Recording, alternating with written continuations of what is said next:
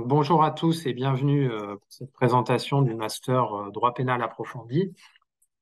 Donc je suis ravi de pouvoir dire quelques mots à propos de cette belle formation. Je suis donc Olivier Décima, professeur de droit à l'Université de Bordeaux, à la faculté de droit bien sûr, et j'ai le plaisir de co-diriger ce parcours de master avec Jean-Christophe Simplot, qui est également professeur dans cette université. Le parcours droit pénal approfondi est un parcours qui appartient à la mention de master droit pénal, comme vous avez peut-être pu le voir d'ores et déjà. Il y a d'autres parcours dans ce master droit pénal, criminologie, droit européen, droit pénal européen, droit comparé, droit de l'exécution des peines et droits de l'homme et de droit répressif économique également. Donc il y a en tout 6 parcours dans cette mention. J'ai le plaisir dont j'ai le plaisir d'ailleurs d'assurer la codirection. Si vous avez des questions à ce sujet, je peux également y répondre. La capacité d'accueil de ce parcours de master, alors, elle peut évoluer et on a des publics étudiants qui peuvent évoluer, mais elle est globalement entre 25 et 30 étudiants. Alors, il y a beaucoup de choses à dire sur cette formation. Peut-être que le plus simple et le plus instructif, c'est de partir du point de départ et de ce que l'on souhaite atteindre comme objectif, notamment d'un point de vue professionnel. Les étudiants qui choisissent ce master et qui sont sélectionnés sont souvent des étudiants qui ont, pour une assez large partie d'entre eux, pour vocation à intégrer les professions judiciaires, notamment bien sûr la magistrature, mais également toutes les autres professions judiciaires, qu'il s'agisse des avocats ou d'autres.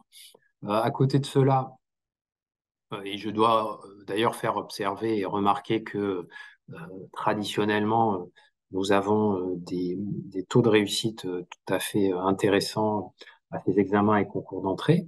À côté de cela, un nombre d'étudiants un peu plus réduit, mais permanent, est intéressé également par les métiers de la recherche et les métiers universitaires. Et puis ensuite, on a des profils qui sont assez variés, qui vont à des activités qu'on pourrait appeler de parajudiciaires, euh, non juridictionnelles, comme les métiers de la police ou encore, par exemple, des métiers des personnes qui souhaitent être huissiers de justice. Nous en avons eu aussi. Voilà, en somme, le type de profil souvent que l'on peut rencontrer.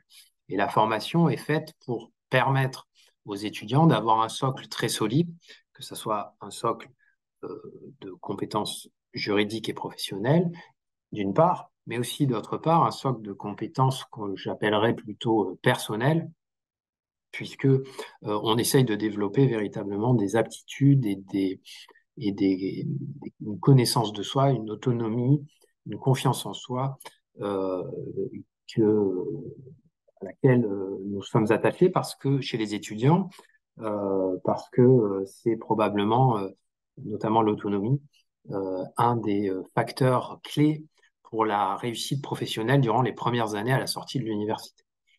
Et donc c'est quelque chose qui se travaille, c'est quelque chose qu'il faut prendre à bras le corps. S'agissant du contenu des enseignements, bon, je vais peut-être pas reprendre l'intégralité du contenu des enseignements, quoique on pourrait bien sûr le faire si vous avez des questions.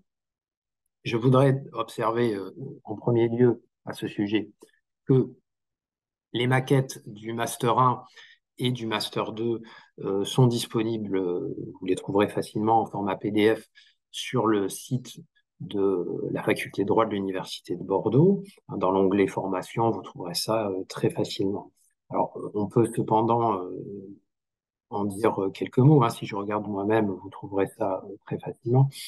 Euh, S'agissant du Master 1, sont enseignées toutes les matières les plus classiques et les plus fondamentales du droit pénal, à ce stade du cursus, bien sûr, parce qu'il y a déjà eu, du moins à l'Université de Bordeaux, des enseignements pénals, notamment de droit pénal général et de procédure pénale, qui ont été dispensés en licence 2 et en licence 3.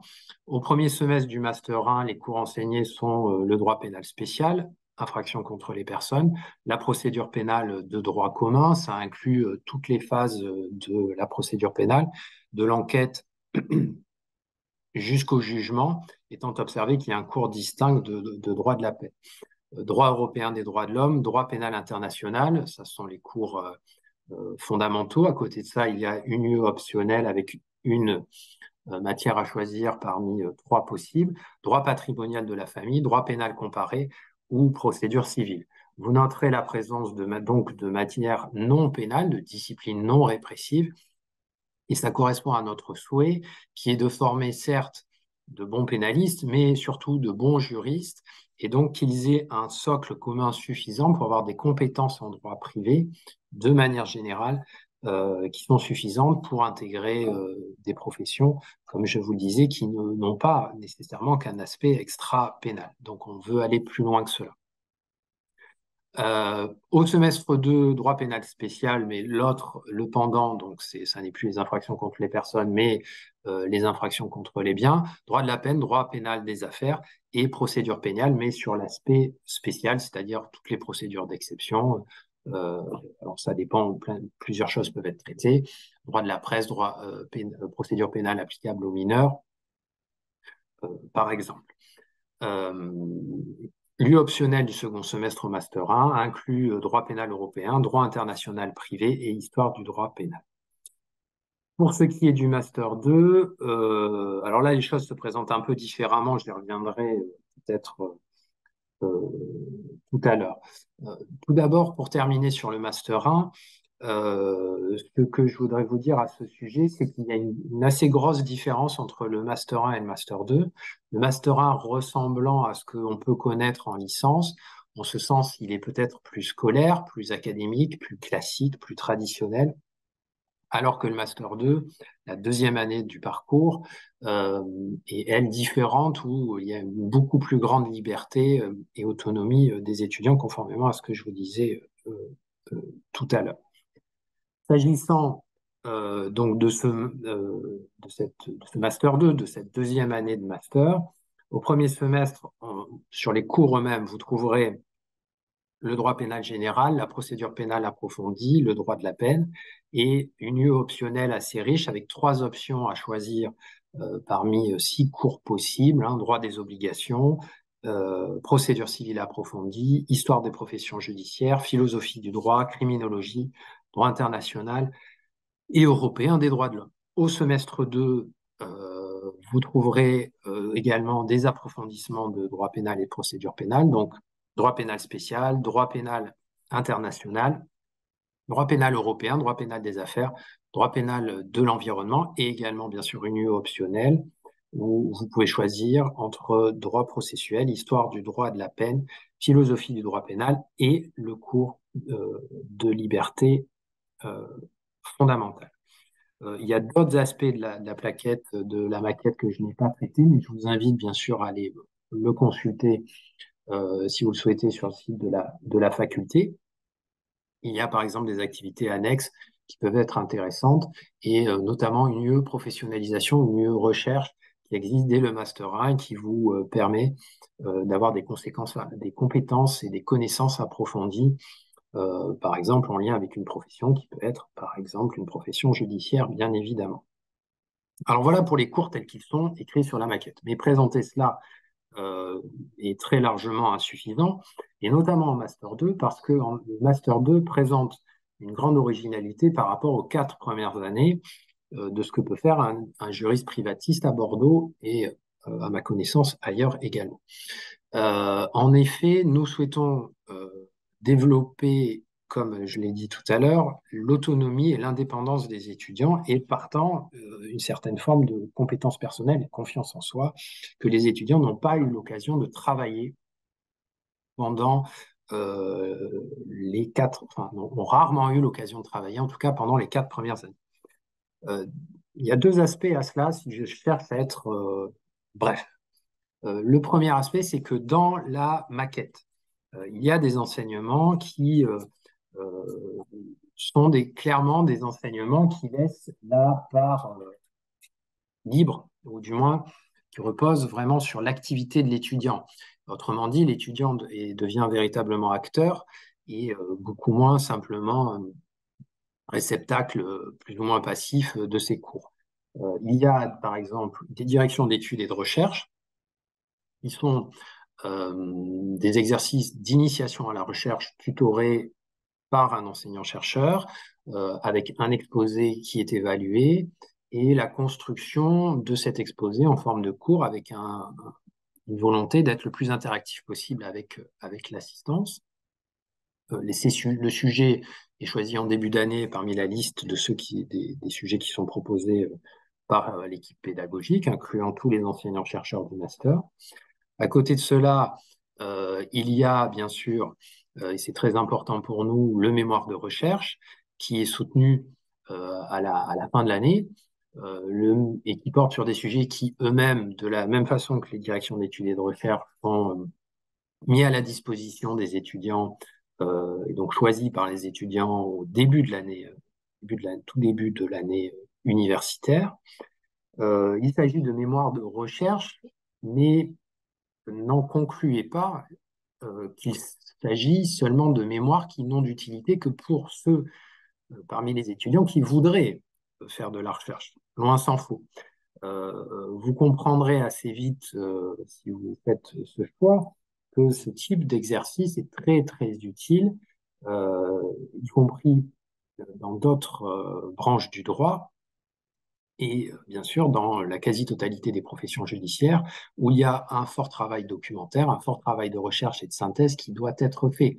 Les magistrats, conseillers, avocats ou autres sont sans cesse en train de rechercher et synthétiser des points qui vont au soutien de leur plaidoirie pour certains ou aux motivations de leur jugement pour d'autres. Et cela, on l'apprend par l'exercice et la méthodologie de la recherche qui est assez peu enseignée. C'est pour ça que, à côté de cet exercice de mémoire de recherche, vous aurez également des enseignements de méthodologie de la recherche euh, qui vous expliquera une méthodologie à laquelle qui vous est pour l'instant largement, on peut dire, étrangère.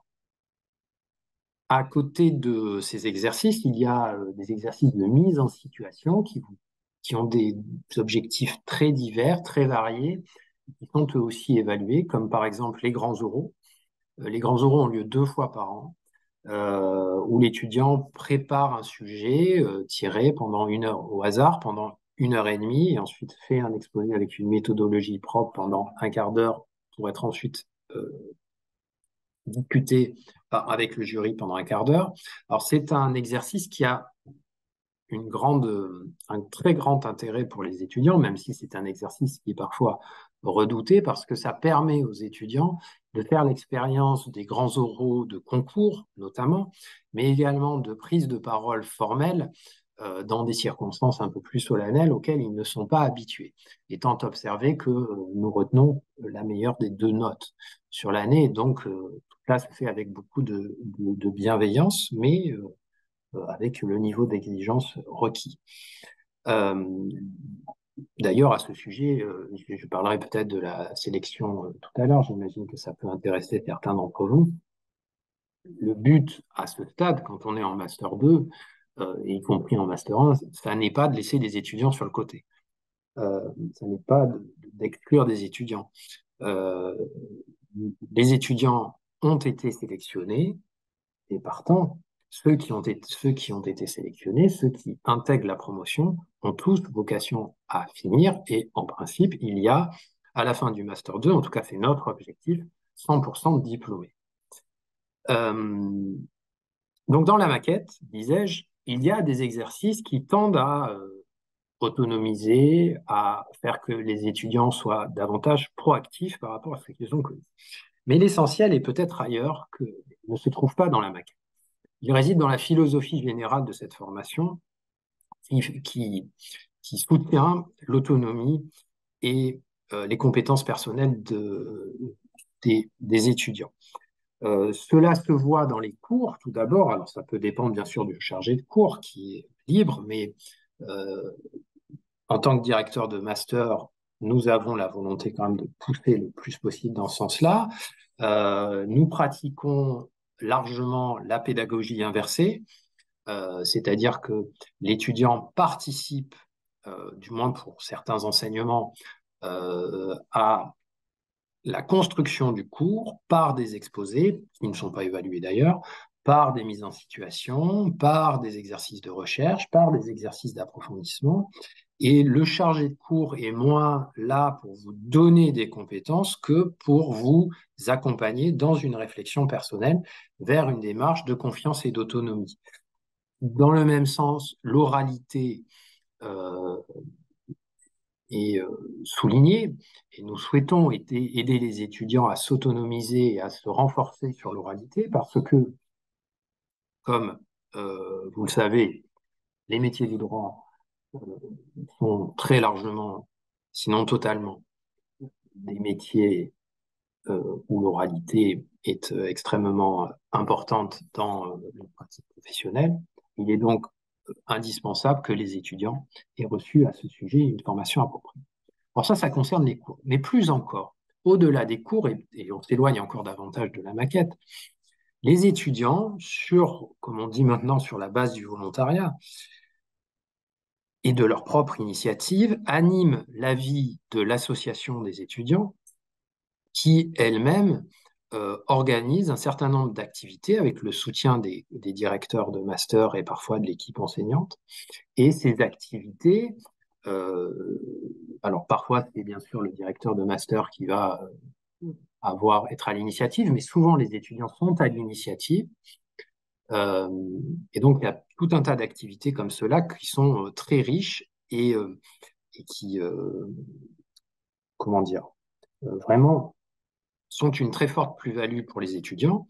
Ça va de choses finalement assez basiques comme des visites d'établissements pénitentiaires, mais ça va aussi vers des choses où les étudiants sont vraiment beaucoup plus proactifs, comme l'organisation d'une journée d'études par les étudiants, la participation à des concours d'éloquence ou des concours de plaidoirie, bien sûr.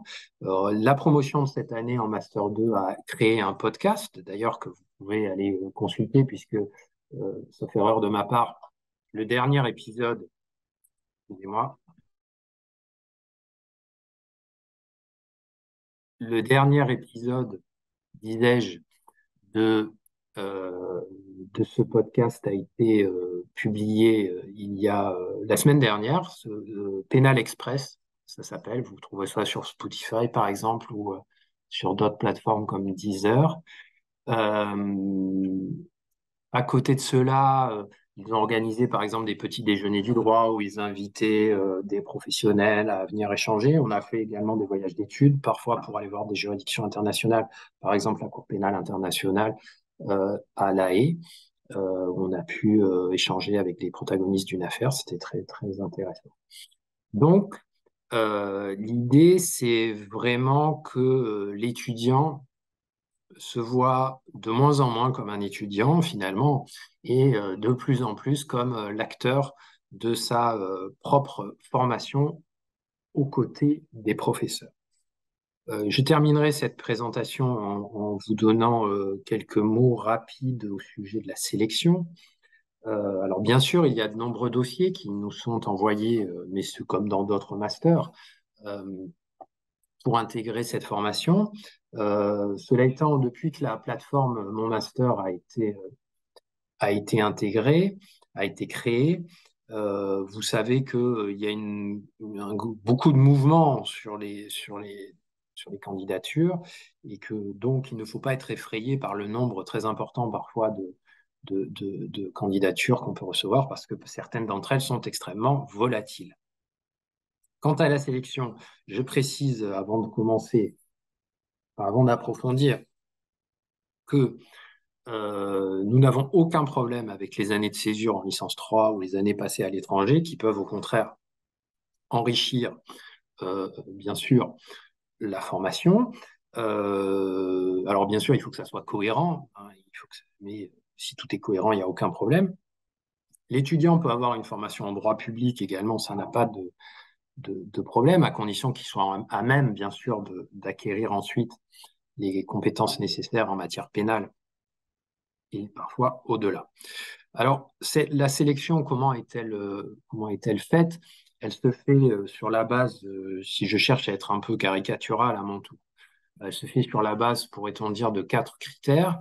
Le premier d'entre eux, c'est la qualité académique d'ensemble du dossier, tel qu'il apparaît, c'est-à-dire très simplement les notes, les mentions. Euh, Ensuite, oui, le deuxième critère, il réside davantage dans, on pourrait dire, les compétences fondamentales, c'est-à-dire est-ce que euh, la formation précédemment reçue, est-ce que cette formation est euh, cohérente par rapport au projet? Est-ce que les prérequis ont bien été acquis? Euh, et est-ce que l'étudiant s'est bien préparé à intégrer ce master? Ensuite, et seulement ensuite, nous regarderons le troisième critère qui est la coloration pénale du parcours précédent, c'est-à-dire est-ce que l'étudiant a reçu des enseignements de droit pénal général, de procédure pénale ou d'histoire du droit pénal, par exemple.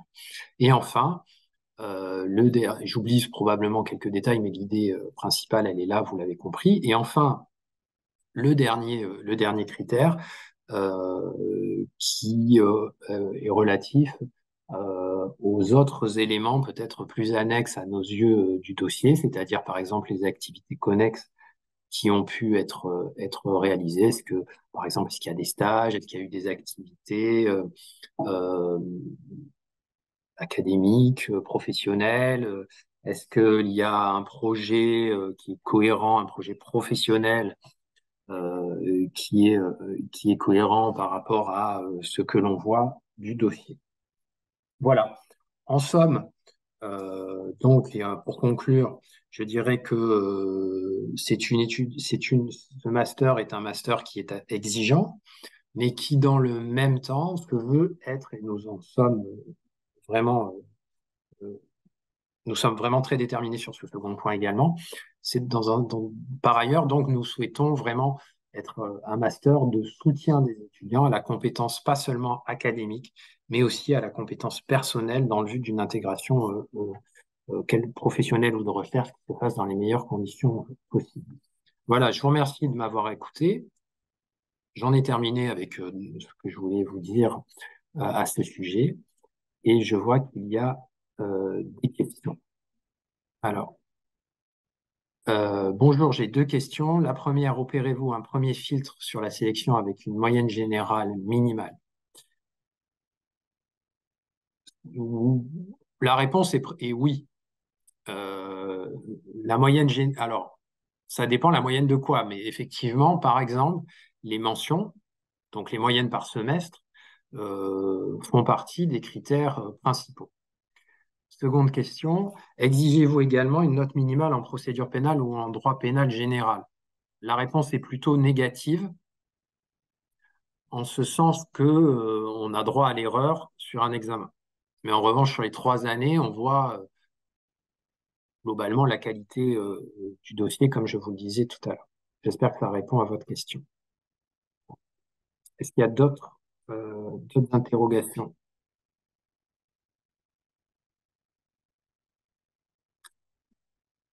Alors, si nous validons avec mention bien tous les ans, mais que les notes en examen dans les matières pénales sont moins bonnes, malgré une réussite en TD, est-ce que c'est discriminatoire? Non, ça n'est pas discriminatoire.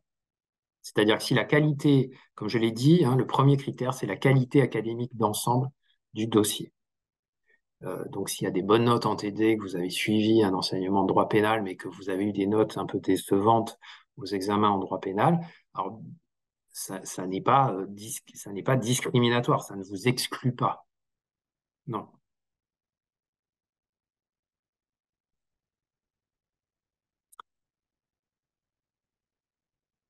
Est-ce qu'il y a d'autres interrogations?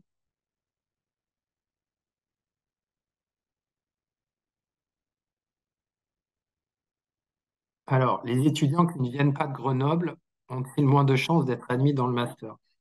Euh, alors, il s'agit d'un master à Bordeaux, oui. Bien sûr, pas de problème, je trouve ça rigolo. Euh, euh, non, non. Alors, euh, on a chaque année beaucoup de candidatures extérieures, comme dans d'autres masters, bien sûr. Nous, nous prenons euh, chaque année de nombreux étudiants qui ne viennent pas de Bordeaux, qui n'ont pas fait leurs études en licence à l'université de Bordeaux. Il y a pas, on n'a vraiment aucune difficulté avec ça. Est-ce que, alors à l'inverse, et c'est bien de poser la question inverse, est-ce que pour les Bordelais, est-ce que vous prendrez en compte le fait que l'on vient de Bordeaux et que l'on veuille y rester? La réponse est plutôt oui, en ce sens que euh, on essaye de conserver nos meilleurs étudiants et de fait, on est aussi attentif au fait que voilà, les Bordelais pour qui ça se passe bien et qui souhaitent continuer leurs études à Bordeaux méritent peut-être une attention particulière, mais dans la limite des places disponibles, si je puis m'exprimer ainsi, et donc comment euh, il n'y a pas de chiffre exact. Hein. Chaque année, ça peut changer en fonction des candidatures, mais on essaye effectivement de conserver un certain nombre d'étudiants bordelais. Oui. Est-ce que vous donnez une importance réelle à la lettre de motivation et peut-elle avoir plus de poids qu'une simple note en droit pénal, par exemple? Alors, merci de votre question. Euh, comme vous l'avez noté, euh, j'ai mis tout ce qui est activité annexe, projet, dans le dernier des 4 critères de sélection. Ça veut dire que les critères académiques qui relèvent des notes sont euh, probablement, à nos yeux, plus importants que la lettre de motivation. Euh, votre lettre de motivation, enfin, vos motifs, ce qui vous motive, ça n'appartient qu'à vous. Ça ne veut pas dire qu'il ne faut pas faire de lettre de motivation, qu'il faut la bâcler, parce que bien sûr, on va la lire, bien sûr, on va regarder quel est votre projet et c'est cohérent par rapport à tout cela. Mais ça n'est pas le critère principal. Ça n'est pas le critère principal. Est-ce rédhibitoire pour la sélection de ne pas avoir suivi le droit pénal et la procédure pénale en TD? Non, ça n'est pas rédhibitoire, mais l'avoir fait, c'est un point en plus. On a intégré, on continuera probablement à le faire, des étudiants qui n'ont pas suivi ces enseignements en TD, mais qui ont un très bon dossier, donc qui manifestent une capacité à acquérir tout ce qu'on va leur enseigner en master.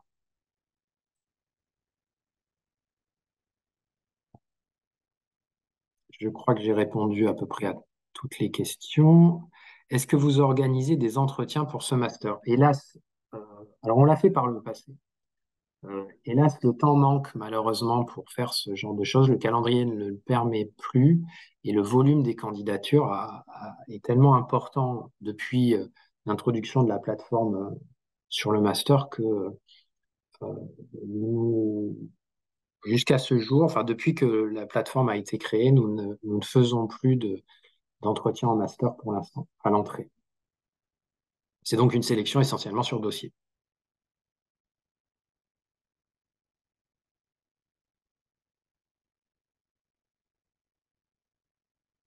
Voilà, si vous avez d'autres questions, n'hésitez pas à les poser, hein, c'est le moment. Il n'y a pas de mauvaises questions. Le stage est-il possible Alors, vous pouvez faire un stage, mais pour l'instant, il n'est pas intégré dans la maquette. Donc, on a des étudiants qui font des stages, mais il n'est pas valorisé. Le mémoire de recherche est obligatoire. Et donc, on a des étudiants qui sont en stage en même temps au cabinet d'avocat, au tribunal judiciaire, au parquet. D'ailleurs, souvent, ça arrive. Et on a une convention de stage avec la cour. Euh, alors, combien de candidatures Alors, il y a plusieurs questions. L'une d'entre vous s'inquiète du nombre, enfin s'inquiète, m'interroge sur le nombre de candidatures. On reçoit beaucoup de candidatures, mais c'est un chiffre qui ne veut rien dire parce qu'il y a une très très forte volatilité des demandes. Comme vous le savez probablement, les étudiants, souvent, et j'imagine que vous ferez pareil, ils candidatent dans beaucoup d'universités différentes, dans toute la France, et donc on se retrouve avec des volumes très importants de candidatures. Pour vous donner un chiffre, l'année dernière, sauf erreur de ma part, on a reçu à peu près 1800 candidatures. Mais n'ayez pas peur de ce chiffre parce que, encore une fois, euh, c'est un chiffre qui ne veut pas dire grand-chose, hein. Donc, je voudrais paraphraser ici la Française des Jeux, mais 100% des gagnants ont tenté leur chance. Donc, n'ayez pas peur. Et vous seriez probablement surpris de voir que, au final, on peut recruter des étudiants qui ont des parcours finalement assez divers. Un bon niveau d'anglais est-il exigé? Non. Cela étant, il y a un enseignement d'anglais qui est optionnel, euh, et en master 1, il y a un enseignement également en master 2, et certaines des activités peuvent exiger euh, une, une connaissance de la langue anglaise, notamment, alors ça dépend des projets pédagogiques que l'on fera l'année en cours, et notamment s'il y a des visites de juridiction internationale ou des présentations qui sont faites par des chercheurs étrangers. Par exemple, chaque année, il y a en principe une semaine de droit comparé où il y a des chercheurs étrangers qui peuvent venir. Donc l'année dernière, par exemple, il y a eu un cours qui a été fait en anglais. Cela étant, ça n'est pas un des cours fondamentaux, bien sûr, de la formation, hein. Tous les cours obligatoires sont assurés en français, mais parfois, effectivement, ça peut être intéressant pour vous de parler l'anglais, mais ça n'est pas un critère de sélection. Le fait de ne pas avoir eu forcément de mention pour les 2 années est-il rédhibitoire ou alors pardon, je finis la question, ou la candidature sera-t-elle quand même examinée? La candidature sera examinée si il y a, par exemple, au premier semestre de licence, des éléments qui laissent penser que, il y a une amélioration.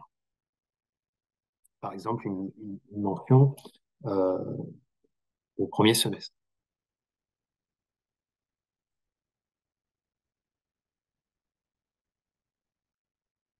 Avoir fait un DUT carrière juridique, puis une licence 2 et 3 sans être passé par une licence 1 classique n'est pas pénalisant, point d'interrogation.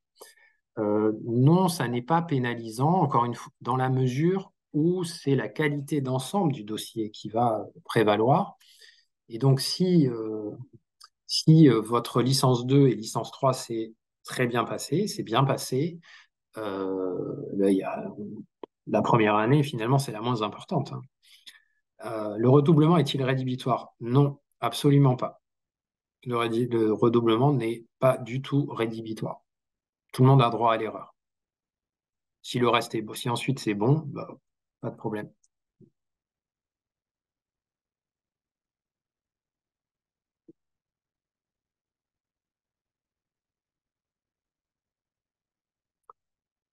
Voilà, je ne vois pas d'autres questions,